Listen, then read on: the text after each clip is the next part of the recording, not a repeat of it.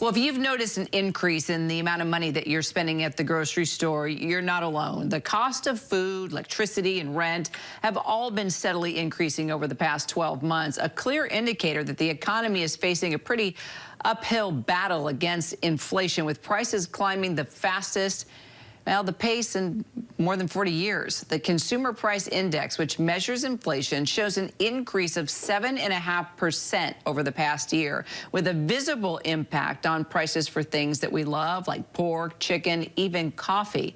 The typical American household now spending $250 more a month to purchase the same goods that they did last year. Joining us to break it all down, all the numbers at least, ABC News' Elizabeth Schulze. So Elizabeth, the typical American household, what does this increase in inflation actually mean?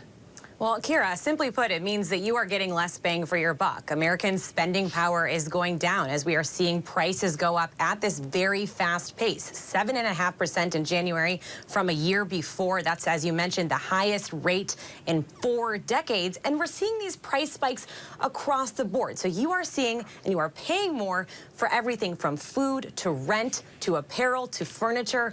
The important note about this report is that we're not just seeing price spikes in the price of goods, which has been a big theme throughout the pandemic. You know, a lot of Americans shifted their spending onto physical products, and the supply chain was not able to keep up. We're also now seeing services costs go up, so medical care. So just overall, basic staples are more expensive. The cost that you have to pay to get yourself from A to B, transportation costs are going up. And what this means is that even though some Americans are getting wage gains, we are seeing overall wages go up, a lot of those wage gains are not keeping up with the price spikes, so it's being totally offset by this inflation that we're seeing. And really, at some point, this does dig into the household budget. You're going to have to see Americans making trade-offs when it comes to their financial decisions because of the day-to-day and month-to-month gains that we are continuing to see in inflation here, Kira. I'll tell you what, we've been making big changes with regard to driving. I mean, gas prices are just insane right now. We've been biking a lot more, walking a lot more, which is not a bad thing. So let's talk about food and energy and the shelter, the 3 biggest increases that we're seeing right now. Could we see a change? Could we start to see it get any better? Yeah, unfortunately, the outlook for those 3 big categories isn't very good. A lot of it comes down to that the supply, for example, for food, commodity prices are very high. There is strong demand, and those prices are likely to remain elevated because of that. So we saw in this report, meat prices, cereals, dairy, all of that is up.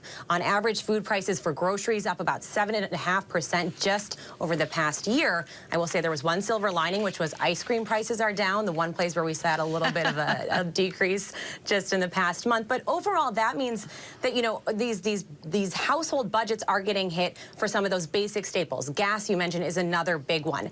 The important thing about shelter is that that makes up a big part of the inflation data, and we did see shelter costs going up. So that means rent is rising. And why that matters is because when we see price hikes for rent, unlike food or gas, which really does fluctuate a lot month to month, once your landlord raises your rent, it is very unlikely that they're going to bring it back down. So as these rent prices are going up, that is a sign that higher inflation could actually stay for longer, and that is a concern for how long these higher prices will stick around overall, Kira.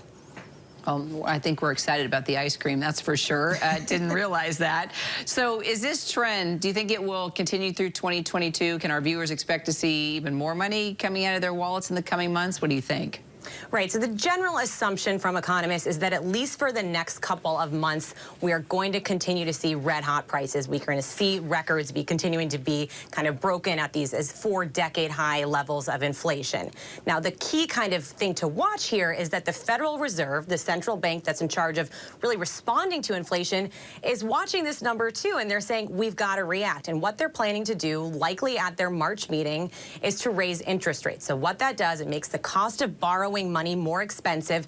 This is really a way to try to slow down how much businesses and consumers are spending so that it can rein in the strong demand that we have seen over the past year. So as interest rates are going to go up, it would likely be an attempt to kind of slow down inflation. And there's an expectation now that because interest rates are going to go up, maybe inflation will go down as the year goes on. But the flip side is that the cost of borrowing money is more expensive. And there is a major risk here that the Fed, has to kind of walk this very tight line line and not try to cause a recession by raising interest rates too fast, hurting this economic recovery that we've seen from the pandemic. Tell you what, it's a lot to take in. Elizabeth, thank you so much. Thanks, Kira. Hi, everyone. George Stephanopoulos here. Thanks for checking out the ABC News YouTube channel. If you'd like to get more videos, show highlights, and watch live event coverage, click on the right over here to subscribe to our channel. And don't forget to download the ABC News app for breaking news alerts. Thanks for watching.